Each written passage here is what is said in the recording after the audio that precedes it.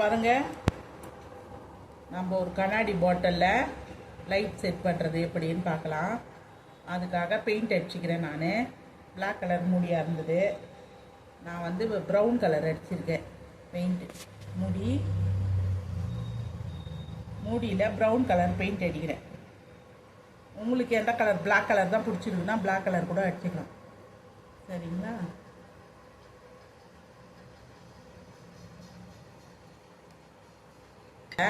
இந்த மாதிரி ஒரு லைன் ஒன்று போட்டுக்கோங்க, ஒரே லைனாக ரவுண்டாக டேப் போட்டிட்டு கூட நீங்கள் லைன் போட்டுக்கலாம். நம்ம அந்த பொங்கல் பானைக்கெல்லாம் மஞ்சள் தடவும் பாருங்க, அந்த டைப்பை ஞாபகம் வச்சுன்னு ஒரு அடி அடிச்சுக்கலாம் லைனாக.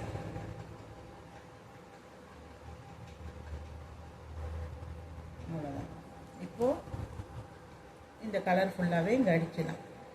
ஃப்ளவர் பாட் அடிப்போம் இல்லையா, அதே டைப்பு நம்ம பொங்க பானைக்கு வைக்கிற மாதிரி மஞ்சள் தடவுற மாதிரி நீட்டாக அடித்து விட்டுருவாங்க. வேலை முடிஞ்சிடும்.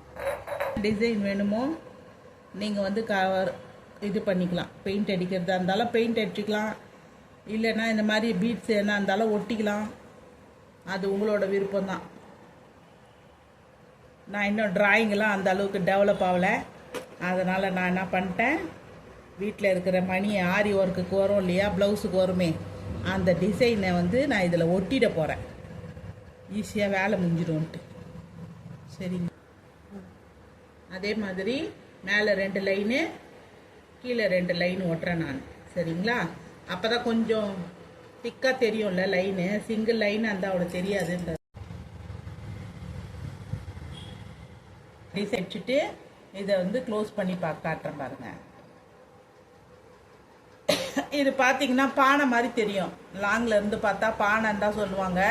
கண்ணாடி எப்படி பானையில் வந்ததுன்றதை யோசிப்பாங்க. அந்த அளவுக்கு இது கலர் வந்து இது வந்தது. எனக்கு இந்த கலர் பிடிச்சிருந்தது, நான் தற்செயலாக அடித்தேன். அது பார்த்தா இப்போ நல்லா அந்த பானை கலர்லேயே இருக்கிற மாதிரி ஃபீல் ஆகுது. இதில் தான் அந்த லைட்டு வச்சு காமிக்கிறாங்க. நான் இப்போ அந்த லைட்டை வந்து வைக்கிறேன். சரிங்களா? அதை பாருங்கள், இது உள்ள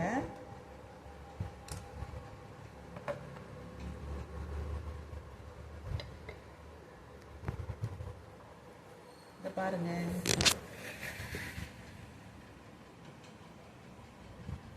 சிம்பிளாக நான் ரொம்ப ஸ்டெயின்லாம் பண்ணலை, எந்த இதுவும் பண்ணலை. மேலே பெயிண்ட் அடிச்சுட்டு இதை பண்ணியிருக்கேன். வீட்டில் ஒன்று பண்ணி பார்த்தோம், இது எப்படி இருக்குன்னு பாருங்கள். இது வந்து நான் வீட்டில் வந்து செஞ்சு பார்த்தேன், ஏன்னா அதால் இதை மாதிரி ரெடி பண்ணோம்.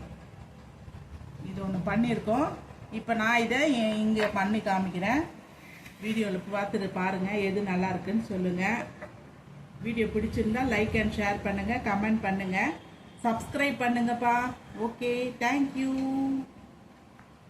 இன்னைக்கான சிந்தனை மொழிகள்: தூய்மை, விடாமுயற்சி, பொறுமை, இந்த 3 நல்ல குணங்களும் அன்பும் சேர்ந்தால் உலகமே சொர்க்கம் ஆகிவிடும்.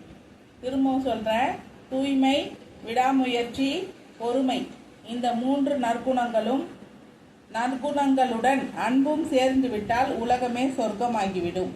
இந்த பொன்மொழிகள் எனக்கு பிடிச்சிருந்தது, விவேகானந்தர் பொன்மொழிகள். இது உங்களுக்கு பிடிச்சிருக்கோன்னு நினைக்கிறேன். இவ்வளோ நேரம் இந்த வீடியோ பார்த்ததுக்கு ரொம்ப நன்றி. தேங்க்யூ.